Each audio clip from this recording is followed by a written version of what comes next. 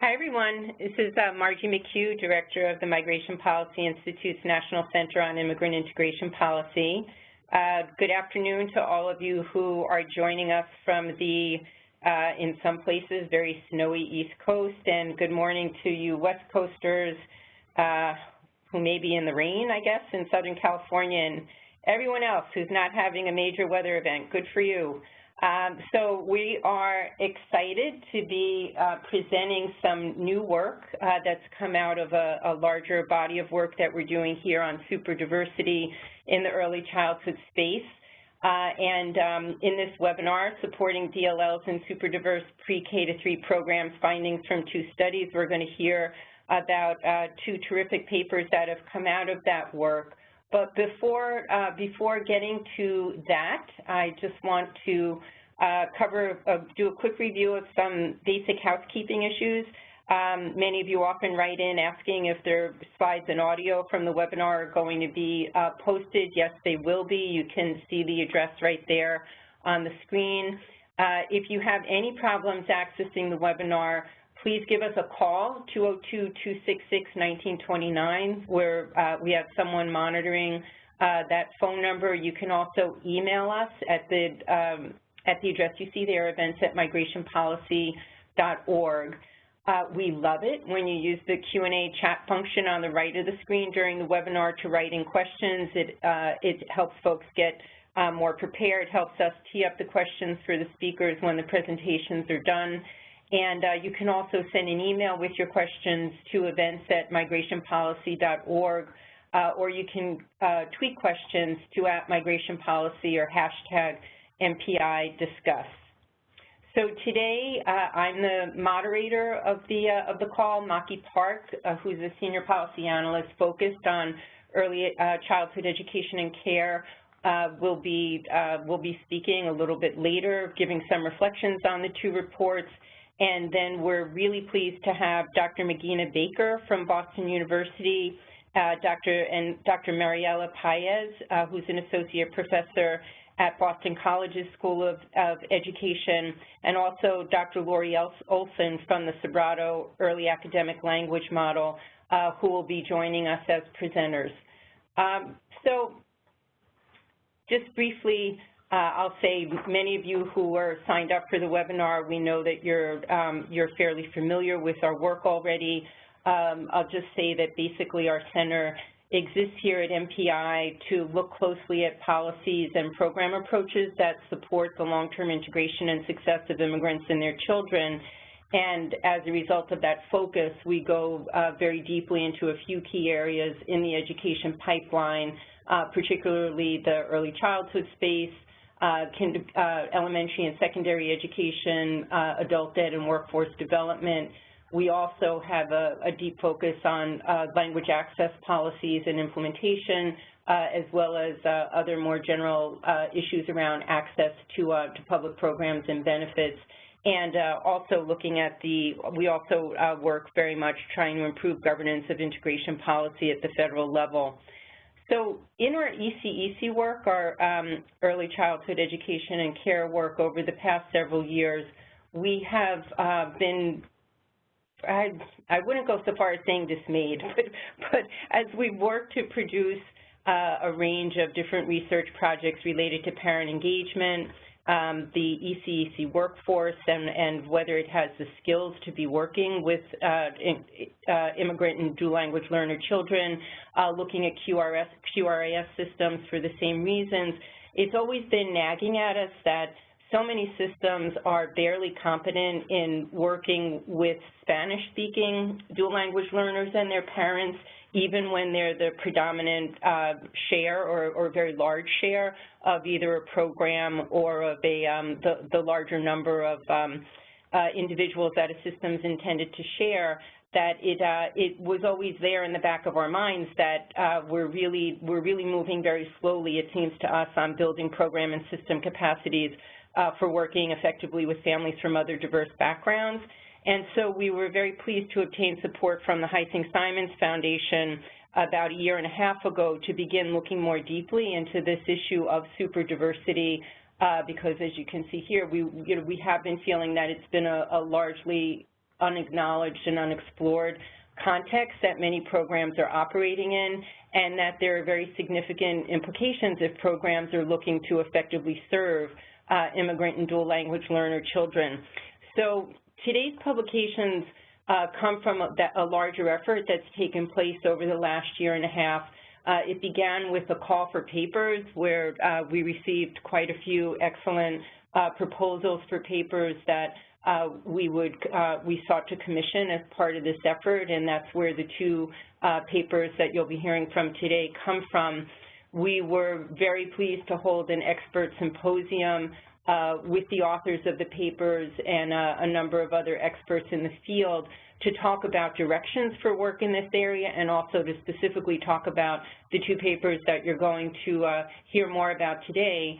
And then a number of you are aware that we also released a socio-demographic report to help shape understanding around these issues about a month ago. I'll say a bit more about that in a second.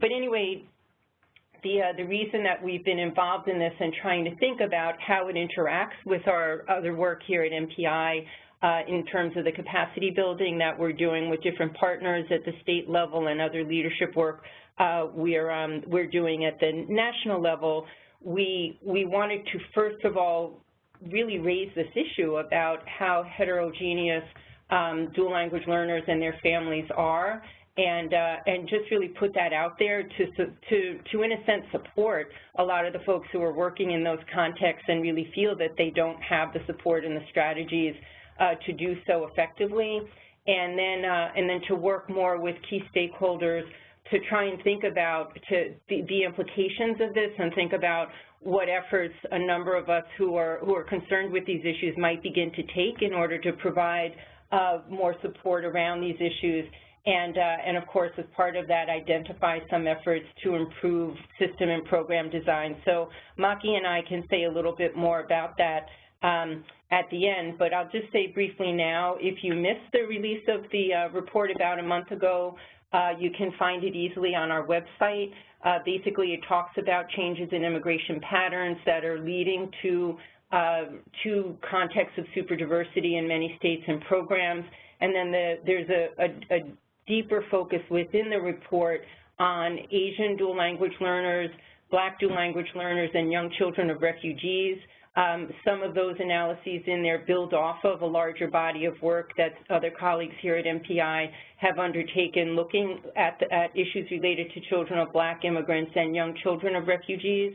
And then we also hope to be coming out with looking at even more counties and states and the number, particularly linguistic diversity, as you get closer to the ground in a number of states to support the efforts of folks who are trying to work on system improvement efforts there. So enough of that setup, and let's get to the main course. Here are the two releases. You can find them on our website. The first is The Language of the Classroom, Dual Language Learners in Head Start, Public Pre-K, and Private Preschool Programs, authored by Megina Baker and Mariela Páez, and then Supporting Dual Language Learner Success in Superdiverse Pre-K to 3 Classrooms, the Sobrato Early Academic Language Model by Anya Hurwitz and Laurie Olsen. So we're going to begin today with Dr. Megina Baker and Dr. Mariela Páez presenting the first report. Dr. Baker is an early childhood teacher-educator at Boston University, and she recently completed her PhD where her research focused on learning from community-nominated early childhood teachers who work with young dual language learners. So we're just thrilled that between that background and then the experience she already had working as a teacher of young children, that the insights and the experience that she brought to this work, along with Dr. Mariela Páez, who's a professor at Boston College, as I said earlier, and as you can see here from this brief sort of cameo with her bio, that she's been deeply devoted to issues related to dual language learners and effective practice with dual language learners in the early childhood space for much of her career. So we were very excited by the prospect of them collaborating to look at language use patterns in early childhood education programs that are operating in diverse contexts in Boston. And so Megina and Mariela, I'll turn it over to you so that we can hear about your report. Thank you for the introduction. Hi, I'm Mariela, and I'm going to be presenting today with Megina this paper that is part of a larger qualitative study that we conducted looking at exemplary teachers of young preschool dual language learners in the Boston area. The dual language learners that we are going to be talking about today, many were taught in Superdiverse classrooms. And we included 3 types of programs: Head Start, public preschool, and private preschool in the program. So you'll hear about these locations and sites in a minute. We want to spend most of the presentation sharing findings. So I'm quickly going to review the policy context for this study and the research methodology. And then Megina is going to present on the findings and conclude with some possible implications for policy and practice.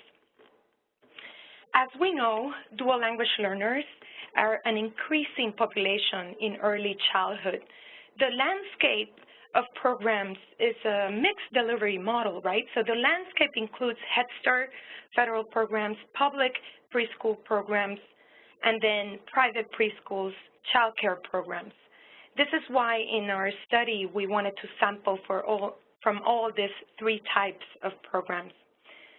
Access and participation in early childhood programs for dual language learners is uneven for the population, but there has been an increase in the participation of Latino DLL students, and we can see an example here. I provide the figures for the Head Start enrollment.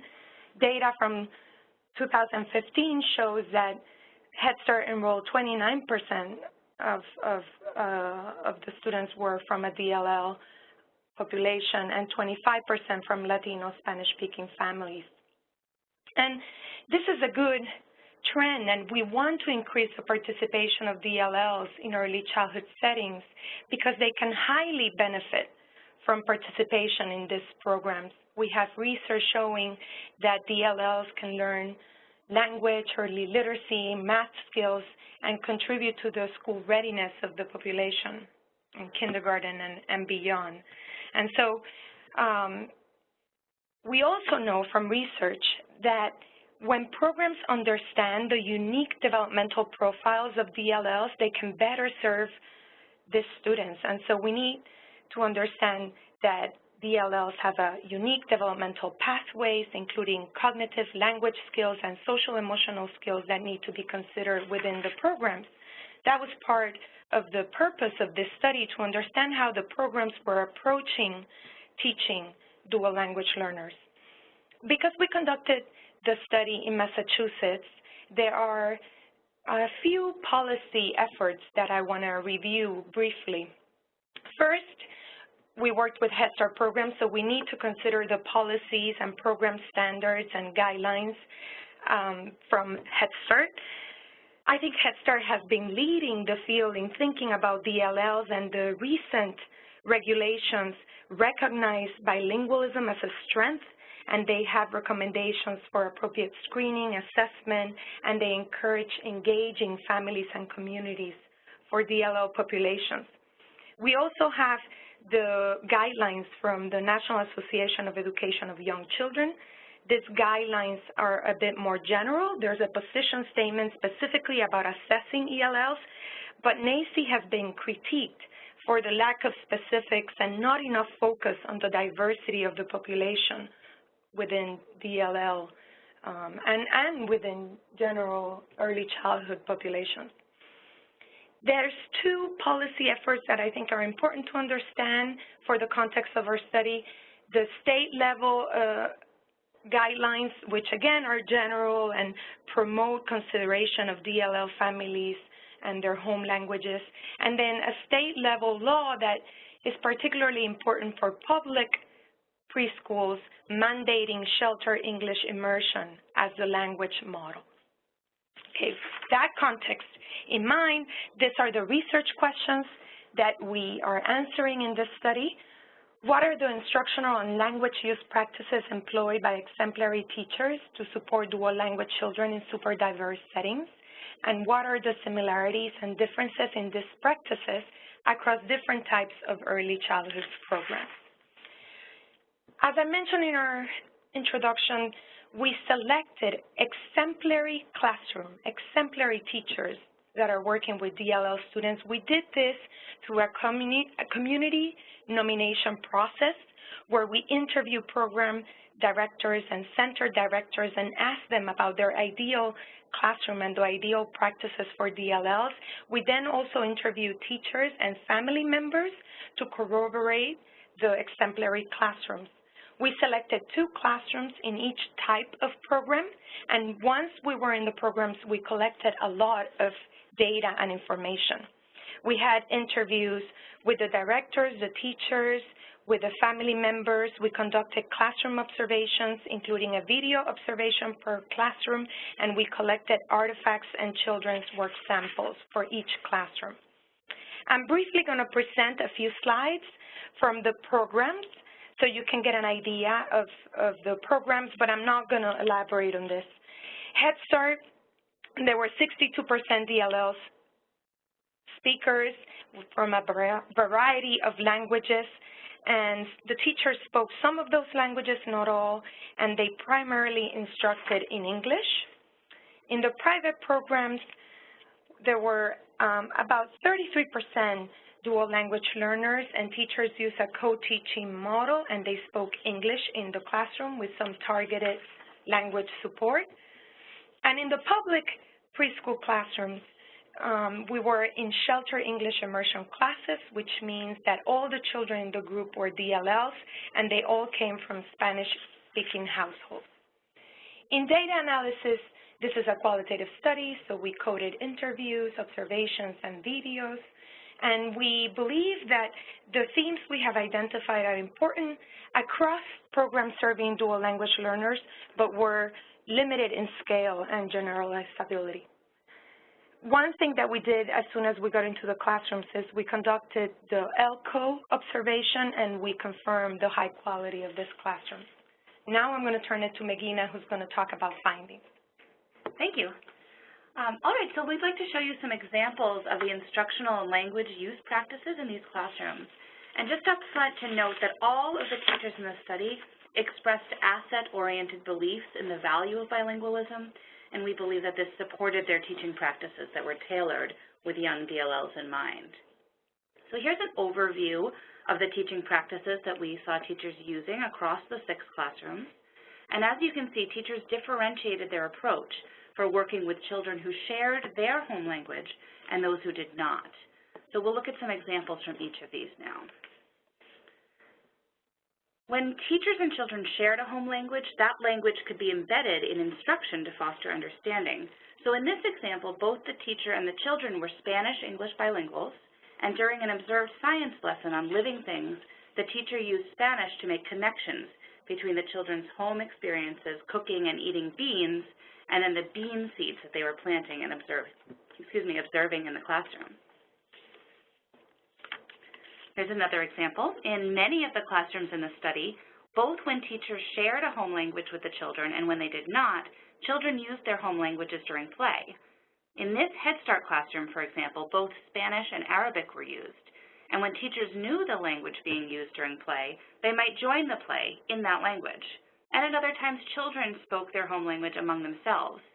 So as one of the public pre-K teachers explained, she said, we don't have to encourage them to speak their home languages, they just do. And observing this practice openly used in the programs was a simple but powerful affirmation of the children's linguistic capabilities.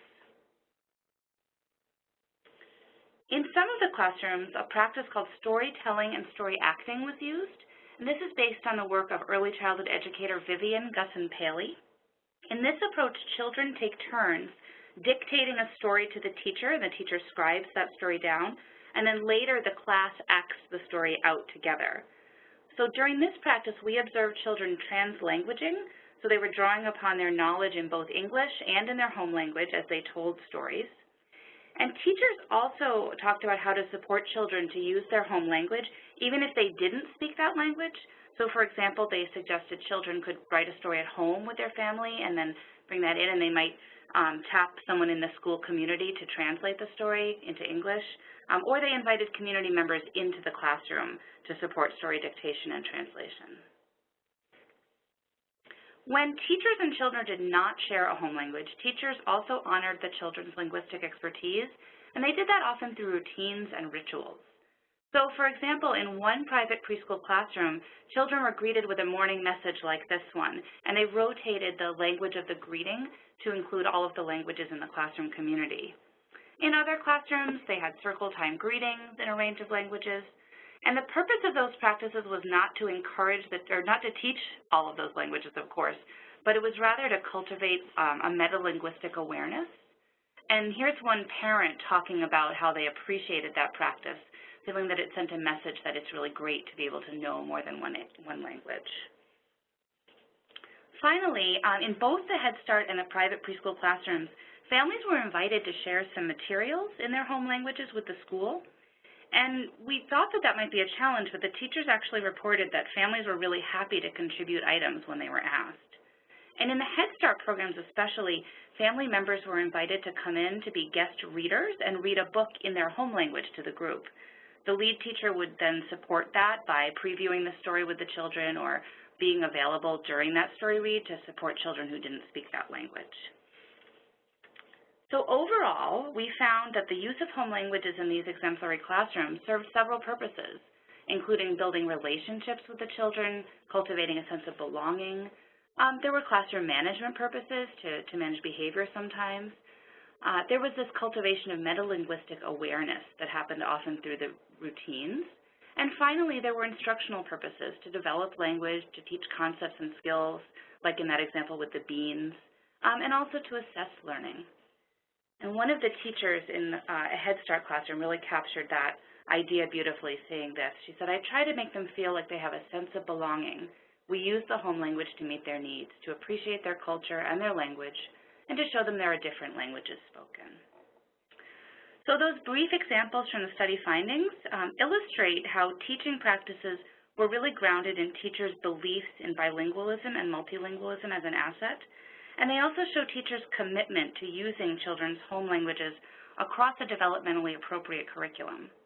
So based on these study findings, we have a few proposed implications for policies at different levels that might improve how early childhood programs support DLLs. Here we go. So we'll talk from that yellow circle at the center outward. So starting with the teacher, one implication might be to design training and professional development opportunities that equip teachers with the tools they need to get to know DLL children deeply, to get to know their families, and then having strategies for supporting home languages. Then moving outward a bit to thinking about the school or classroom level structures. So that would be developing structures that allow educators to learn about children and their families again, but then apply that knowledge in designing curriculum and designing classroom practices that support English and home language development, and that use community members as resources for linguistic and cultural activities. At the local policy, we think we need to establish processes and structures to collect detailed information about families' linguistic and cultural backgrounds, to conduct appropriate assessments, and to engage families and communities in the education of their children. We saw these programs and the classrooms we're in were doing this, but that's not true for all early childhood classrooms. And then finally, at the national level, we think we need to have national and state policies that explicitly support the inclusion of home languages in early childhood settings, promoting the success of young DLL students. Great. Thank you so much. And I'd encourage everyone to continue writing in their questions because we will have one more presentation, some reflections from Maki, and then move to Q&A, so please feel free to write in now. And I'll move now to introducing Dr. Laurie Olsen.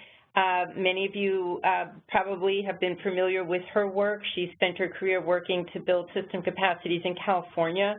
for more equitably serving immigrant and English learner students. And when she left her position at California Tomorrow, there was, I think, almost a sense of loss in the field, but it didn't take long for folks to realize that she had taken on something of really great scope and importance in developing or going deep to try and develop this SEAL initiative, the Sobrato Early Academic Language Initiative, in a few districts in California in order to test what are the sorts of supports that teachers and young teachers need for working with young dual language learners to prevent gaps from opening up for these dual language learners in their later academic career. And given the impressive success of that model and the scaling that's taking place now in California of it, we were very interested to see what could be gleaned about the model's application in super diverse settings, and that's precisely what Laurie and Anya Hurwitz undertook in their paper. So, Laurie, happy to turn it over to you to tell us more about SEAL and what you found in your work. Okay. Hello, everybody. So I'm going to share research that Anya and I conducted in super diverse classrooms in schools that are implementing our SEAL model throughout California. And because our focus was the degree to which SEAL works to support teachers in meeting the challenges of super diverse classrooms, and we were trying to understand what kind of adaptations would be needed for super diverse classrooms, I thought it would be helpful to start with a little background about the SEAL model itself. So SEAL was explicitly designed and piloted back in 2008 as an approach to educating young dual language learners, and in response to some very specific conditions. There was mounting research consensus about meeting the needs of English learners, but it flew in the face of a lot of common practice and even policy in California, and we wanted to be able to demonstrate what does it look like to enact the research phase. Secondly, I'd been working in secondary schools on long-term English learners and was increasingly convinced that what we had to do was revamp early education in the primary grades in order to prevent the creation of long-term English learners. And there was new interest emerging in the early childhood field about serving dual language learners, and the K-12 system was just at that verge of seeing the demise of No Child Left Behind. We could see the Common Core coming down the pike, and so we thought this is an opportunity to get ahead of a new wave of school reform and demonstrate what it could look like to really institute research-based practice in a new reform era. So two of the basic premises that we built this on coming out of the research was first, the understanding that English language learners are, of course, dual language learners. They have two languages. They're developing, living, and needing language for their multiple language world. And secondly, the basic understanding that language is developed in and through learning. It's a vehicle for learning, and it's through learning about the world that language develops. So any approach to supporting language development can't just be some separate language arts strategies, but it has to be infused through everything that happens, all content, all relationships in a school day. And so we designed SEAL as a pre-K-3 model, centralizing the needs of English learners, but designed for all kids in the classroom, with intentional intensive language development strategies in an integrated thematic curriculum supported with content-based ELD. And so it ended up as an instructional model. It involved curriculum redesign. It's based on the research on high-quality staff development and how to support teacher learning. And it focuses on system alignment across the pre-K and K-12 systems. We piloted this trying to forward this slide, we piloted this in 3 sites that were linguistically homogeneous, almost all Latino, Spanish-speaking communities, and the strong impacts that were documented in an external evaluation led to a lot of interest from other places in replicating the model. And so we began to replicate, but in really different contexts from the pilot. And so we had to ask, is this going to work? Does the model work in other contexts? What adaptations are needed? Does it need to be a different kind of model?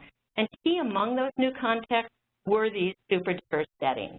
To us, super diverse means more than 6 languages in a classroom and no more than 6 students per language. So that means, of course, it's unlikely that teachers will share a language or cultural background with most of their students. It means that children don't have a critical mass of a peer group that shares their language and cultural background. So a model like SEAL, designed around language development and language support and cultural and linguistic responsiveness, we had to ask, what does this mean to do it in those contexts where there isn't that shared language, and what specific teacher learning and support would enable teachers to address the challenge of superdiversity while they're doing SEAL? We used focus groups and interviews, a pre- and post-survey to elicit teachers' reflections from before they became involved in SEAL about teaching in superdiverse classrooms. And it's important that you recognize that this was all happening in California.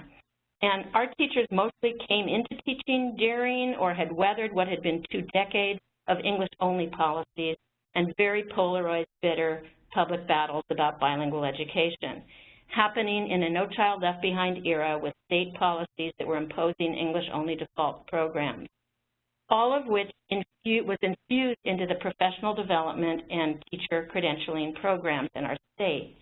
So maybe it's not surprising that in that pre-SEAL world, teachers in superdiverse classrooms spoke about not really seeing their kids as English learners at all, unsure even to some degree which of their students were English learners, and seeing it rather as we just have a classroom of young kids who are all learning language. And the lack of information or focus on what it means that students are English learners included a lack of attention or awareness that a child's home language might have a role in their overall language development. Home language just didn't seem relevant to what they were thinking about as they were planning their curriculum and instruction and support. They were aware, however, very aware that their students' parents didn't speak English, and spoke a lot about the difficulty in communicating and connecting with parents and families, high on their list of concerns. They lamented that, but didn't know what to do about it. Mostly what they were focused on was the difficulty of teaching early literacy in English to their kids. I do want to say that beyond those challenges, almost every one of them spoke about something that they felt was really beautiful and huge benefit of diverse classrooms, referring them to things like little United Nations in which children saw English as the shared language and what would bind them together. Well, in came SEAL. And SEAL immersed our teachers in 2 years of scaffolded professional development, which included immersion in research and learning language intentional strategies, 2 years of facilitated teacher collaboration, the development of these integrated language and thematic units, all designed to create classrooms that put rich oral language front and center, that focus on modeling and developing complex, precise, expressive language, designing learning opportunities that are hands-on and inquiry-based and tangible to make it much more comprehensible and build background knowledge, in very enriched environments with realia and all kinds of things to bring learning alive and make it concrete, to build community and collaboration through activities in which language is needed, developed, and honed through interaction and authentic tasks, in very enriched, where teachers approach literacy development by engaging children in exposure to rich literature and immersion in writing, written language for both academic and expressive purposes, where children grapple with high-level content, including in and through their home language, in whatever small groups they can create, so that they're activating their thinking in their strongest language. And of course, because they're little kids, small children, my screen just froze, there we go, in classrooms with very thoughtful, thematic-related dramatic play areas. And those dramatic play areas morph into researcher centers, and it's through all of that that children end up building a shared language. My screen is freezing, Margie, I don't know, there we go. Building a shared language. And with teachers knowing how to scaffold and help them develop that language. Meanwhile, teachers are working to develop opportunities for families to be engaged in the curriculum and in the classroom and with their kids' learning, and through that family presence and the materials and the books and the messages conveyed in the classroom, teachers are focusing on affirming the language and cultures of their kids. So for teachers in SEAL, what this means is not just learning some strategies, but really needing to internalize some basic understandings about dual language learners, that the strength and presence of each language informs and strengthens the other, that building and strengthening home language along with English is powerful, that kids need to be able to see themselves in the classroom and curriculum, and that therefore all teachers, whether you're instructing in English only or bilingually, have to understand how to engage the dual language brain and support dual language and cultural identity. So with all of that, where does it get to teachers? And this slide just gives an example of what's in the article so that you can go back and look at it. We defined 23 indicators of what should be happening in classrooms, ask teachers to reflect before and after SEAL. And so you can see that, for example, in terms of creating an environment that supports hands-on inquiry-based centers, before SEAL, 31% always are often we're using that strategy, after SEAL, 90%. And I just offer you that because I'm going to offer some general findings, but it's based on those kinds of indicators. The first general finding is that we saw increased understanding of the needs of English learners and how to address them in super diverse contexts, and increased use of research-based strategies, including things like, how do you support a child's home language when you don't speak it? Teachers reporting that students have higher English proficiency and stronger language development and greater engagement and participation. They cite a rise in family engagement in their classrooms and in the education. And they say that students appear to have deeper respect and feel more connected with each other. So SEAL has an impact, a useful impact on teachers in super diverse settings, as well as other settings. But what was really important about the interviews and surveys in super diverse classrooms is that those classrooms depended on some additional supports that were part of our implementation model. That's what made it possible for them to take these general learnings and apply them in a super diverse context. One was the existence of a coach facilitator, somebody to sit with them, help them understand what they were seeing in the classroom. The second is the availability of collaboration time and building collaborative practice with other teachers. Again, that professional dialogue that enabled them to talk about what they were puzzled by, what they were trying to understand, and make sense of it. And then third, the availability of explicit resources to build understanding about the language systems and the cultures of the kids in the classroom. So they may not speak the language, but to understand what language features exist in one language and not another, which rules of structure and grammar are shared and not, resource books on transfer and metalinguistic awareness, understanding the history of immigration of some of the cultures that were appearing in their classrooms. Now, of course, those things are resource issues. Those are staffing, staff time, materials. But that's what makes it possible for teachers to respond to the challenge of super diverse settings and reap those wonderful benefits of classrooms of kids who bridge across language and cultural differences. So one of the final implications I want to mention is that in our work moving forward, and what we think makes sense for others to consider, is that you need to recognize super diverse settings as having some unique challenges, as well as some that are shared with any teacher of English learners. They need and benefit from the same focus on second language development and dual language development and bilingual pedagogies and scaffolding strategies that other teachers of English learners need. But they need those additional resources, and that's a system issue. And that's what it takes to get to widespread implementation of research-based approaches in super diverse classrooms. Thank you. Laurie, that was incredible that you were able to race through all of that. Sorry that you were under time pressure, and the same thing for Mariela and Megina. But thanks both of you for sharing so much in such a short amount of time. And now Maki Park, who's the Senior Policy Analyst here at MPI, who leads our early childhood work and was deeply committed with getting this project up and running and trying to constantly think about how to thread this into our other areas of early childhood work. I'll turn it over to you, Maki, just to say a bit about how we're thinking about this in terms of overall implications. And again, folks, please send in questions because we will have time for some back and forth with the authors right after this. Maki, over to you. Great, thanks, Margie, and thank you so much to our authors for their rich presentations. I just wanted to take a moment to overlay the important findings from these reports with the earlier demographic report that we put out as part of this initiative that shows the growing linguistic diversity that we're seeing across states and communities, just to emphasize the fact that super diverse classroom and programs are already a fairly prevalent phenomenon and not limited to the communities that we've had a chance to see in greater detail through the research presented today. So I just wanted to throw up this visual quickly to give you all a sense of the variability of languages spoken across the U.S. So in this graph, you see in the light blue bars the share of DLL parents who speak the most common language in their state outside of English, which is typically Spanish.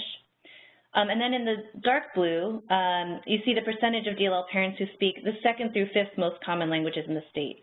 And you can see this range where, just as you might expect in a place like Texas or New Mexico, Spanish is highly dominant. But then in other states, smaller states like Vermont or Maine, but also states like Michigan or Minnesota, there is much more diversity.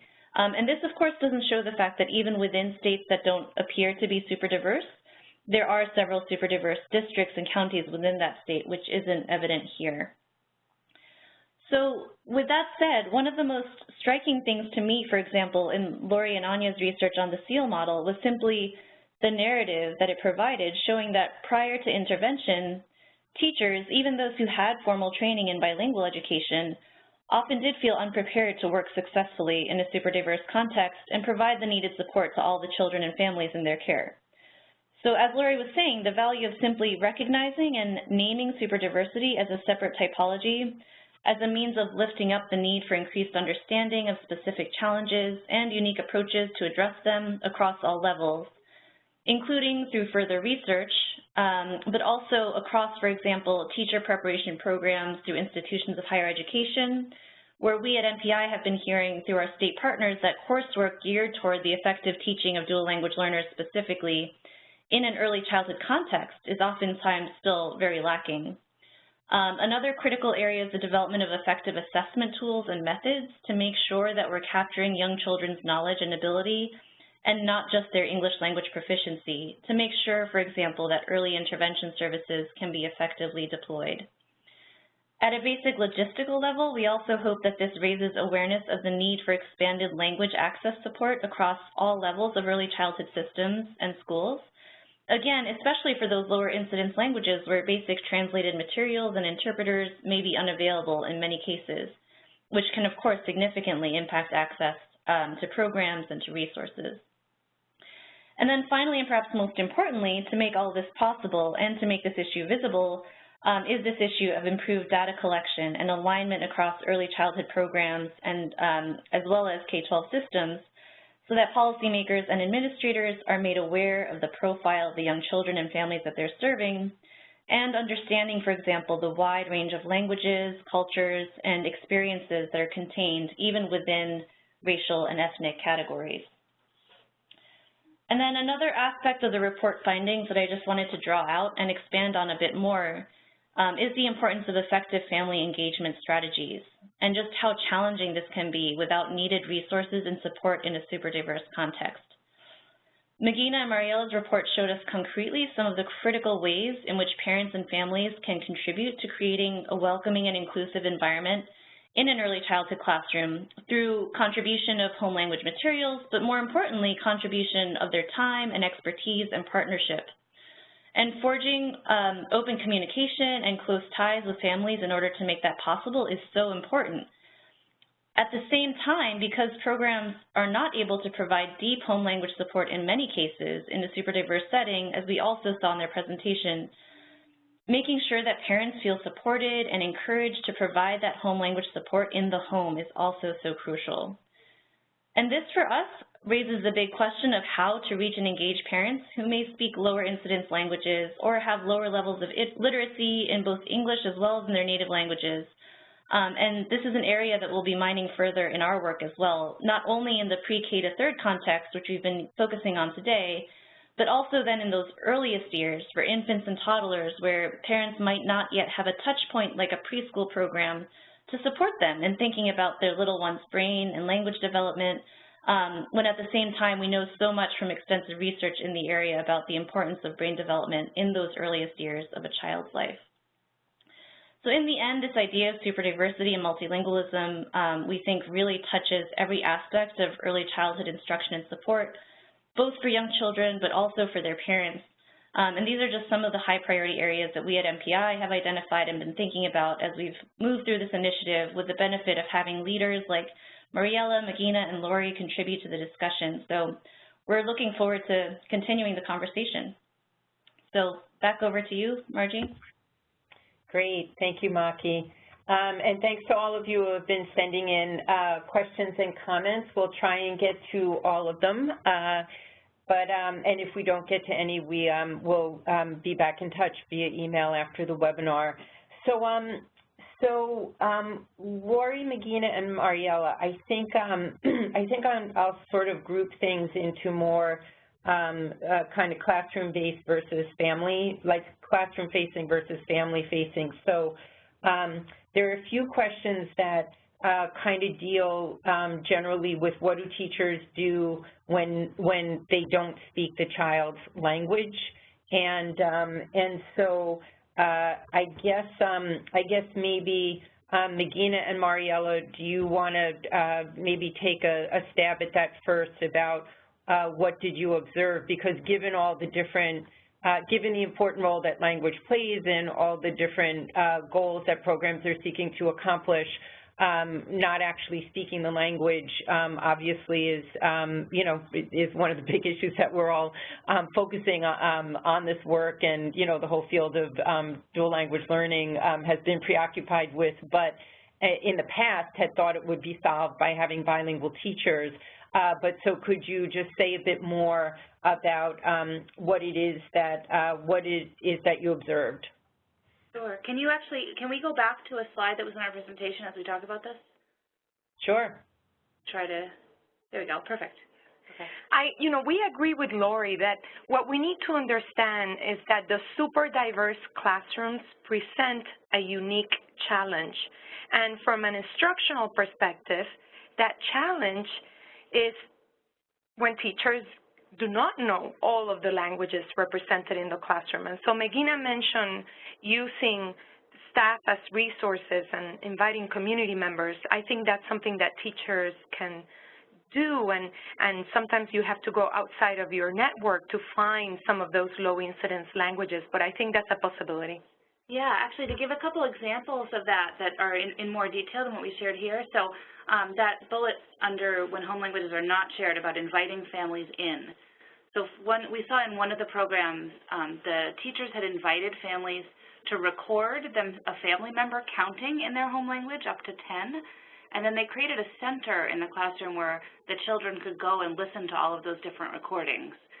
So they were getting exposure. They did it with counting, and they did it with a few other kinds of greetings and some vocabulary that was connected to the inquiry unit that they were exploring.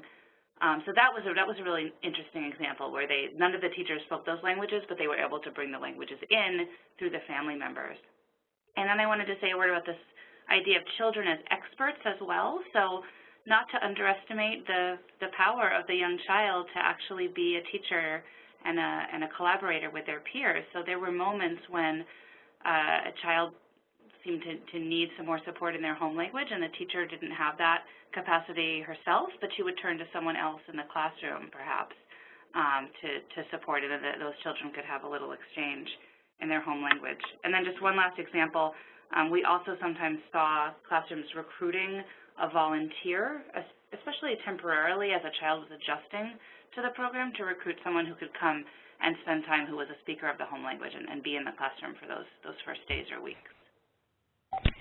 Can I add just a few things, although... Oh, of course, Laurie, go ahead. I love what you both said. I think of it really in kind of three different buckets, and one of them is, of course, what do you do when you don't know the language, to understand enough about the language so that you can support kids in making the connections to English, and working with families to be able to know their role in supporting home language, because often they don't know how essential that is and what they can really do to build and maintain and the home language. But there are two other aspects that didn't get talked about. One is that There's work to be done on the English side when you don't share an language with the child, about making the environment really comprehensible, hands-on, how you use English, how you scaffold English in ways where kids can really be full participants even if they don't have the language of the classroom or the teacher. And I think that there are a lot of strategies there. And then the third bucket that I think of is just creating a language affirming and language diverse affirming classroom, and many of the strategies they talked about address that.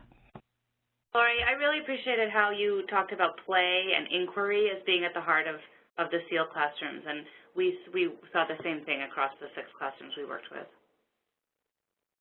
When you have play and hands-on activities and developmental appropriate practices, then you're making English more accessible for the students from a learning perspective, but also because you're increasing interactions between the students.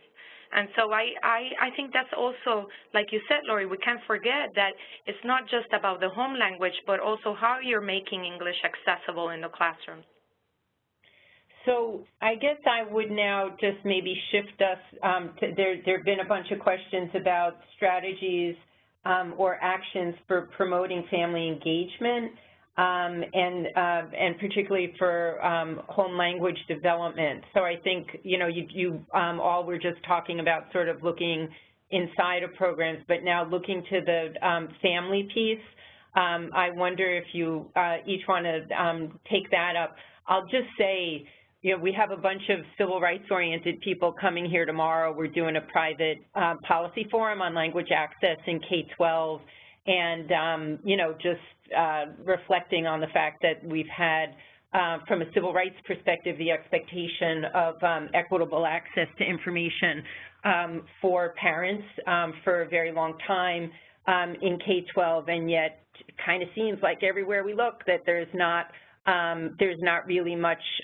capacity that's been built around that, and so we're very interested in the early childhood space, of course, and pre-K to 3 will be a part of the conversation tomorrow. But I'm just sort of smiling as you're all talking about these issues, because, you know, I think lawyers would take a much less sympathetic view you know, to how little there so often is in terms of equitable access to you know, to information, the day-to-day goings-on in the classroom and the like. And I think we're trying to figure out how to, you know, what are the ways that that we all could be more helpful to systems who very often, you know, would argue that they don't have the capacity to do this, and you know, and are there different efforts that a number of us could be taking to, you know, to figure out how to be more helpful. But anyway, a conversation for another time. But I guess for now, could you each just take you know, do a little bit of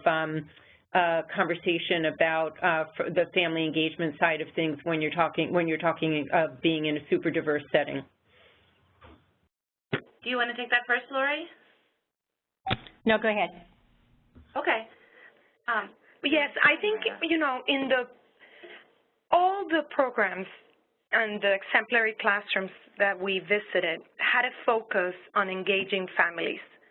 So it is clear that to be successful at educating dual language learners, you need to think about the families, and you need to consider the diversity, the culture, the language of the families. So all of our programs, the private, the public, and Head Start, were doing this connection with families, but Head Start in particular was doing a good job in this area. And it started with policies and procedures that they had in place, such as doing home visits when the students are first enrolled, and having the parent-teacher conferences, and having a family coordinator that helps them connect with families, and usually that family coordinator has a social work background, so it's very helpful to families. And then it translates all the way to having goals for the family and including the families in programming and in the classrooms. And so it's first at the level of policy, procedures, and then you see it reflected in the classroom. And we compile data from the family's perspective and what they appreciated about being included in this way, and many parents reporting appreciating that teachers could speak their home language And in cases where they didn't, they still made efforts to include these languages in the classroom. Parents appreciated the use of the languages because they felt understood, but also because they thought that was a good opportunity for their children to learn. And some parents also so teachers went out of their way in all of these classrooms to figure out how the parents wanted to be involved. And then, so one of the parents said that they appreciated they could pick a channel, they used that language, to decide how to engage. So there were teachers who were text messaging with the families and sending home photographs of work their children were doing in the classroom. And then, because that was what those parents really wanted. And in other places, it was more like there's a weekly newsletter, or they had times when the families, some of the classrooms even involved families in curriculum planning. They would invite them to their curriculum planning meetings. So, but there was a wide variety of ways to do that, and it was really tailored to what the parents were asking for. Laurie, you want to talk about that? Nothing to add. So then for both of you, there's also been a few queries about what about use of online resources, particularly from a family engagement perspective, or to help out with home language development. Did you see the use of any apps or things like that in the work that you were doing? Interestingly, no. And I think that may have to do with the fact that these were such inquiry-based classrooms that the children, it mirrors closely what Laurie was saying about the focus being on hands-on exploration with materials, conversation with peers. And so with the emphasis being so much on play and conversation and doing, we really didn't see children using apps in the classroom. The use of technology by teachers was also limited, but in the public school classrooms, teachers did use technology tools like their phones, email to communicate with families. So there is technology being used for communication with families, but we didn't see technology in the classroom for the purposes of learning and curriculum. It was being used for documentation, for documenting learning through photographs, through videos, to be able to reflect on that with children. Yeah. But not apps. No. You were saying, no, we didn't see any of that. Yeah, I agree that for the use of the children in the certainly in the preschool years, that was not a feature of what we've seen. But once kids get into early academic work in first and second grade, it's wonderfully useful because there are resources from around the world in many different languages, where if you're doing an insect unit or if you're doing a weather unit, kids can actually get resources in their home language related to the theme, and it's a way to access what you can't do if you're a teacher with a very limited school and classroom library. So technology is very useful that way. Yeah, good point. And I would just say that one of the participants in the webinar has written in just to say that she works with a company, Bilingual Children's Enterprises, and that they are working on dual language apps for pre-K and K, and one of the new ones is trying to be a resource for educators and parents with dual language learner kids. So just related to that, I would say, given a lot of the sorts of queries that folks have written in for, are there different kind of resources that we can help them identify, for multiple different types of uses. One of the things that Maki and I have been talking about is probably setting up a message board just so that all the folks who have been tuning in for this particular body of work, we just have really noticed that it's unlike other webinars we've done where we're just getting so many plaintive calls for resources. What can, how can people get access to materials they might need as they're trying to work on front lines in some of these settings. So we're thinking of standing up a message board, and that would be a way for folks who, just a lot of these different kinds of resources that we're talking about here and that people are writing in about, will be able to have one sort of centralized place with them. So I just want to say to everyone on the call that, we'll make sure we get that out to everybody who's joined the webinars. So Laurie, there were some questions for you when you talked about the particular elements of SEAL that were particularly important for working in super diverse settings, and included the coach facilitators, the teacher collaborative time, the availability of other resources. Can you say a little bit about how about how that position, the coach facilitator, is paid? How is that? How are the districts that you're working in, and in the context of scaling the model, how are those things paid for? Districts are repurposing literacy coaches and other coach kinds of positions to become this kind of coach. So the coaches need some training and preparation around language and bilingual pedagogies, et cetera, in order to do it. But these are just repurposed teachers on special assignment and literacy coaches, paid for by the district. And then the particular resources that you spoke about, sort of the features of different languages, the way in some languages they transfer, sometimes they don't, it sounded like those were real serious PD needs for teachers. Well, it's serious PD, but it's also as simple as there are some wonderful books. There are some wonderful charts that come with almost every language arts program that gets purchased right now that have charts about transfer that'll tell you, if you're working with Arabic and English, what are the things that are the same and what are the things that are different. So we've found great leverage from the simplest, one-page charts, from the simplest books on transfer. That's not an expensive thing, and it's hugely helpful to teachers if it's in the hands of teachers with a coach who can sit and say, what are we recognizing with this child as they're producing language, as they're struggling with English, as they're learning English? What is a feature of their home language, and how can we help the child understand that, and how can we then work with it? So these are not, the staffing is expensive, but the resources themselves, the books, et cetera, are not. Great. All right, well, I see we are already over time, so we'll get back to folks who have written in, whose questions we haven't gotten to, but in the meantime, I just want to say a really warm and appreciative thanks to Megina, Mariela, and Laurie for all the great work that you're doing generally, and particularly with helping to build out thinking in this area about of superdiversity and the application of some of what we know in other contexts to this context.